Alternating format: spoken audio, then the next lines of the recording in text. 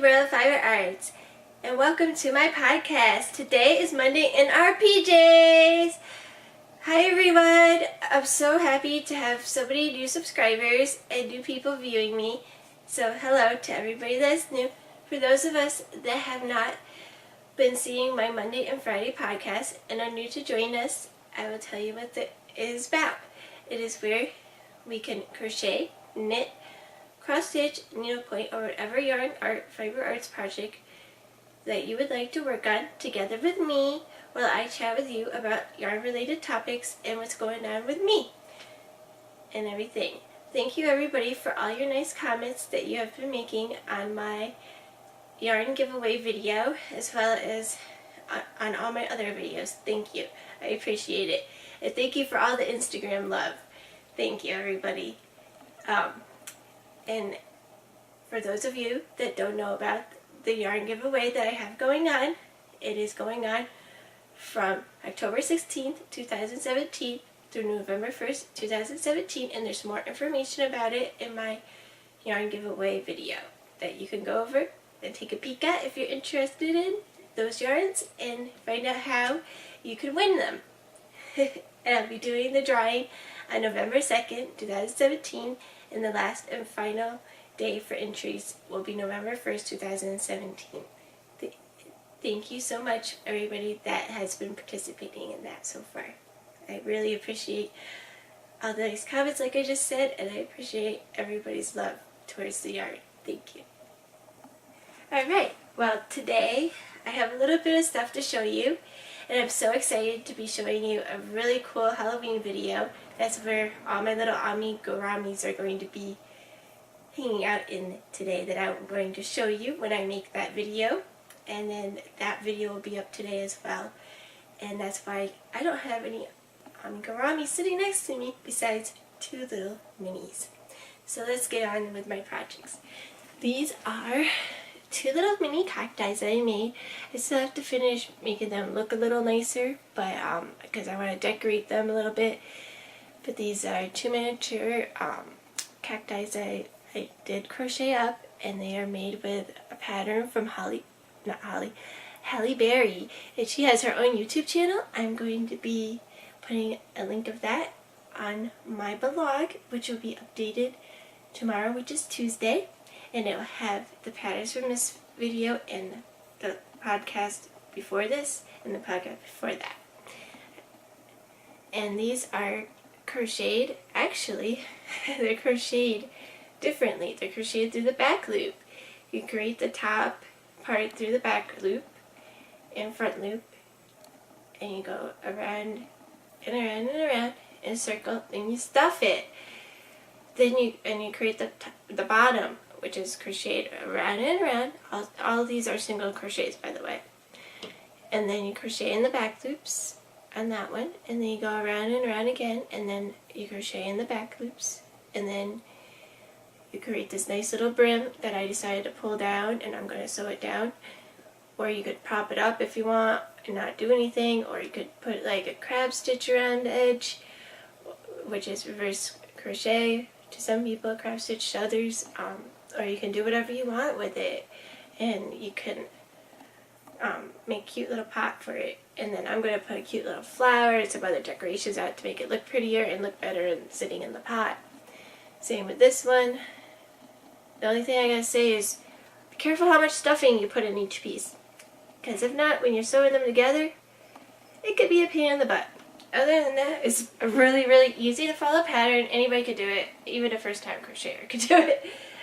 First-time crocheters might not get the pattern and what it says, but she has a very easy to follow tutorial with it, and she's awesome at writing everything. She talks about stitches, and oh, she's amazing. I love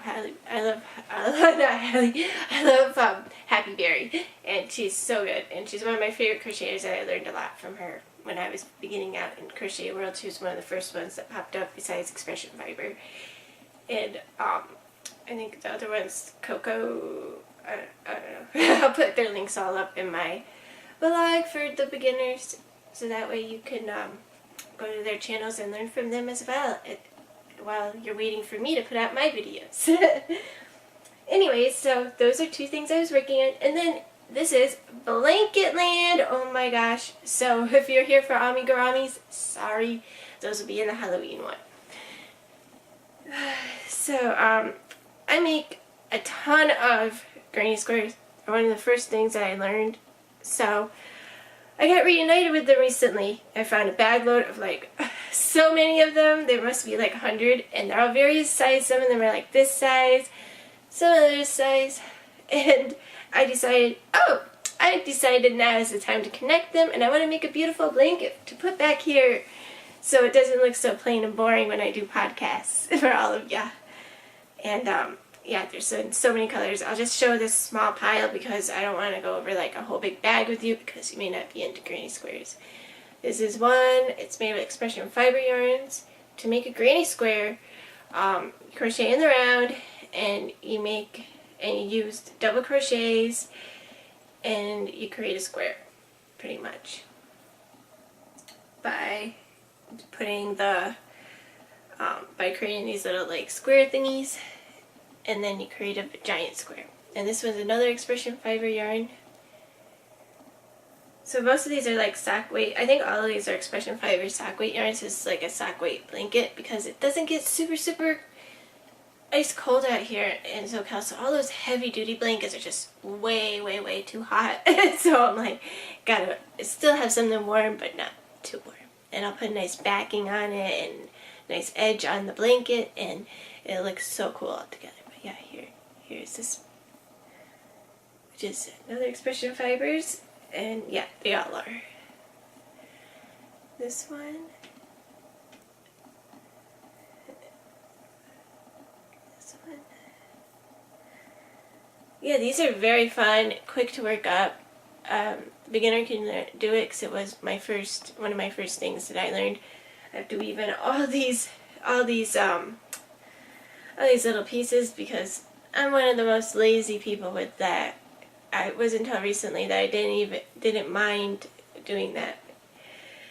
And there's another one because I finally found a really cool technique thanks to amiguramis, and after I found my sewing technique, I didn't mind weaving in the ends so much. First I was like, this is pointless, I don't like it, but I don't want my things to fall apart. So yeah, that's a black one. She makes all different colors of sock weight. She makes variegated, she makes multicolored, rainbows, she makes solid, she makes semi-solid, you name it, it's on her site. And these are her beautiful sock weight, which I love. It's really fun and really boinky. So when I block these out, they're going to be like super, they're going to be like giant looking at first, but then they scrunch down to normal size when I take the pins out, or in this case they're going on the mini blocking board, which just sticks. Which you can see the tutorial in my other video, how to make one. And I will be showing some really cool things to do with blocking boards, those foam ones, in the near future, as soon as it comes in the mail. Anyways, this is a mini, and I make them all different sizes. They're so fun, and they crochet quick, and you get a giant pile, so you can create blankets so fast. I suggest if you want like a quick baby blanket, the go-to is the granny square, definitely. Or like a quick blanket in general. You're like, I'm cold, I need a quick blanket for my family. Yeah, that's the one. Or I'm a beginner, I don't know how to crochet. Well, granny squares are the best. I will put a good, there is a really nice video from Expression Fiber Arts that explains it very nicely. I know that Happy Berry has that, and I think it's Coco, I can't even think of her name, Coco Bella, I don't know. I'll put her little link to her YouTube channel too on my blog, so that way you can all go there if you're a beginner and never made a granny square before, and you see, oh, those look pretty, I want to make.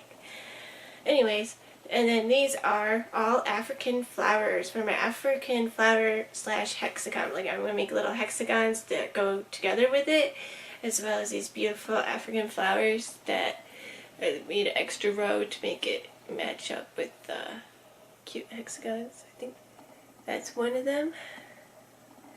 I love these. These are so fun. You crochet in the round and you make a flower shape. They are all mostly single crochets. I mean, single double crochets, and then you connect them together and it creates like a flower, and then you connect the flower together and it makes like a hexy flower, which is so cool. I think they're gorgeous. Make them any color. These are always P.J.S yarn that I'm using, which is another lightweight. It's their cotton 6, and I also use some of their Katona and some of the shinier yarn, which is the merchandise yarn, which is also the Katona, which is more of a sports weight, and the cotton 6 is like a finger weight. It's not quite a sock yarn, and it's like not quite a sport yarn. It's just its own thing, but I would say the closest thing is like it's just finger weight, and it's closest to like a sock weight, I guess you would say. And it's super lightweight, fluffy cotton. I love it. Hypoallergenic, so you don't have to worry about rashes on people if they are allergic to wool. And the Expression Fibers yarn is wool, so it's super wash, the sock, so 100%, so if you don't, but it's not scratchy, it's super soft, so if you're allergic to it, then this is the next best, I would say. And the other thing is I used, I love these cottons, must-have cottons, so for some of the merchandise yarn, like I was saying. Sorry for the disorganization of yarns. Anyways, that's a pretty yellow and blue and white one I made. And this one, some of these don't have the extra border on it, that's why they're smaller, but I will be doing that. This is this one. They're so fun, and the backs look the same as the front. It's what I like. So if you want to put a pretty back, you could, or you could just leave it backless. That's what I like. And some people have even made stuffed animals with them for amiguramis, and I really want to make an amigurami one with this African flower stuff. Gorgeous.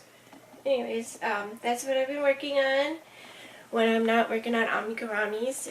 And this is my corner to corner. I think I showed it on one of my podcasts already. I haven't really made any progress since then, but I am getting back to it because I realized my amiguramis need something to sit on for photos. This is going to be the blanket. It's real simple, just corner to corner. Start off from one corner to the other, all with double crochets. And you just keep going and going until you figure out how wide you want it. Once you go how wide you want it, then you don't have to increase anymore. After you get to how wide you want it, you will no longer have to increase on the end anymore, which making it into a square kind of looking thing by decreasing. So you start decreasing after by taking away some of the ones on the end, and then eventually it creates a square, and then you could change its shape, or you could make writing in it or change its colors like I did, and you could do all kinds, or you could just make it solid as well. And you could also